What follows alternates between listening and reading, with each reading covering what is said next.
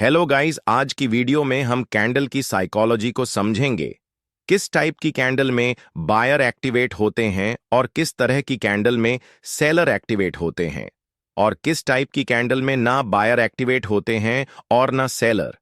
जिस तरह हम किसी आदमी के रहन सहन को देखकर उसके भविष्य को प्रोडक्ट करते हैं, इस तरह मार्केट में हम कैंडल की बॉडी विग और बिहेवियर को देखकर बता सकते हैं कि प्राइस को कौन कंट्रोल कर रहा है, बायर या सेलर। और इससे हम यह पता करने की कोशिश करते हैं कि मार्केट में आगे क्या हो सकता है। मार्केट में बहुत सारे ऐसे रिटेलर लोग हैं जिन्हें कैंडल की साइकोलॉजी के बारे में नहीं पता है, जिसके कारण वे गलत ट्रेड ले लेते हैं। अगर आप ग्रीन कैंडल को देखकर यह समझते हैं कि यह बायर की कैंडल है और रेड कैंडल को देखकर यह समझते हैं कि यह सेलर की कैंडल है, तो यह गलत है। आज की वीडियो में हम यही समझेंगे कि कौन सी कैंडल बार कंट्रोल कैंडल है और कौन सी सेलर कंट्रोल कैंडल। तो वीडियो को ध्यान से देखिए, और अगर आपने चैनल सब्सक्राइब नहीं किया तो सब्सक्राइब कीजिए। मैं आपका एक डाउट क्लियर करना चाहता हूं। जब भी कोई कैंडल फॉर्म होती है, चाहे वह रेड कैंडल हो या फिर ग्रीन कैंडल, वहां पर बाइंग भी होती है और सेलिंग भी होती है। जैसे यहां एक ग्रीन कैंडल का फॉर्मेशन देखने को मिल रहा है, तो यहां पर बहुत सारे सेलर अपनी एनालिसिस के हिसाब से सेल भी कर रहे होंगे, और बहुत से बायर यहां पर अपनी एनालिसिस के हिसाब से बाइंग भी कर रहे होंगे। यानी कि इस कैंडल के फॉर्मेशन के दौरान यहां पर बाइंग भी हो रही है और सेलिंग भी हो रही है।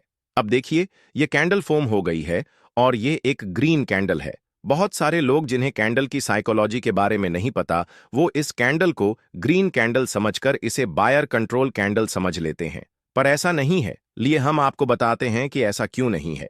जैसा कि आप यहां देख सकते हैं, यहां पर एक रेड कैंडल है और एक ग्रीन कैंडल है। बहुत सारे लोग ऐसे होते हैं जो इस ग्रीन कैंडल को बायर कंट्रोल कैंडल कहते हैं और इस रेड कैंडल को सेलर कंट्रोल कैंडल कहते हैं। लेकिन मैं इन दोनों कैंडल को बेरिश कैंडल ही कहूंगा, यानी कि इन दोनों कैंडल में सेलर्स का कंट्रोल देखने को मिल रहा है।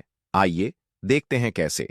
जब कोई कैंडल फॉर्म होना स्टार्ट होती है, तो वह एक पॉइंट से स्टार्ट होती है और वह पॉइंट हमारा ओपन पॉइंट बन जाता है। जब यह कैंडल फॉर्म होना स्टार्ट होती है, तो इसमें बहुत ज्यादा संख्या में बायर बाइंग करना स्टार्ट कर देते हैं, जिस वजह से प्राइस ऊपर की तरफ जाता है। और एक पॉइंट पर जाकर बायर ज्यादा कीमत पर खरीदने में इंटरेस्ट नहीं लेते, जिसकी वजह से वहां पर बायर वीक हो जाते हैं और वहां पर सेलर एक्टिवेट हो जाते हैं, जिन्हें ज्यादा रेट पर सेल करने का मौका मिल जाता है, और वहां से वह सेलिंग ऑर्डर डालना स्टार्ट कर देते हैं, जिसकी वजह से वहां से प्राइस नीचे आने लगता है। और जब प्राइस अपने ओपनिंग पॉइंट के पास पहुंचता है, तो यह कैंडल क्लोज हो जाती है और इस तरह की ग्रीन कैंडल फॉर्म होती है। तो इस कैंडल को हम बुलिश कैंडल ना कह के एक बेरिश कैंडल कहते हैं, क्योंकि कैंडल यहां से ओपन होती है और ऊपर की तरफ जाती है, लेकिन वहां से सेलर अपने ऑर्डर डालकर सीलिंग प्रेशर क्रिएट कर देते हैं और इस तरह की कैंडल फॉर्म होती है, जिसमें देखने से पता लग रहा है कि इसमें सेलिंग प्रेशर ज्यादा होने की वजह से सेलर इसको कंट्रोल करे हुए। इस तरह की कंडीशन में आप एक्स्ट्रा कंफर्मेशन को देखते हुए सीलिंग ट्रेड प्लान कर सकते हैं।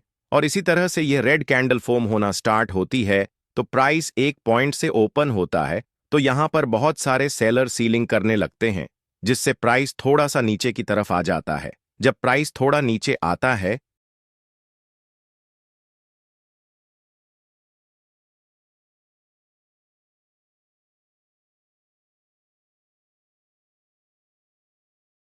तो यहां पर बायर एक्टिवेट हो जाते हैं और वह लोग यहां पर बाइंग स्टार्ट कर देते हैं, जिसकी वजह से प्राइस ऊपर की तरफ बढ़ने लगता है और डिमांड बढ़ने लगती है और प्राइस ऊपर की तरफ बढ़ना स्टार्ट कर देता है। जब प्राइस ऊपर की तरफ जाता है, तो एक पॉइंट पर पहुंचकर यहां पर फिर सेलर एक्टिवेट हो जाते हैं और वहां सेलिंग प्रेशर क्रिएट कर देते हैं, जिससे प्राइस नीचे की तरफ आ जाता है और अपने ओपनिंग पॉइंट को नीचे की तरफ ब्रेक कर देता है, और इस तरह की रेड कैंडल देखने को मिलती है, जिसकी अपर वीक काफी लॉन्ग होती है। और इस कैंडल को भी हम बेरिश कैंडल ही कहेंगे, क्योंकि इसमें सेलिंग प्रेशर देखने को मिल रहा है।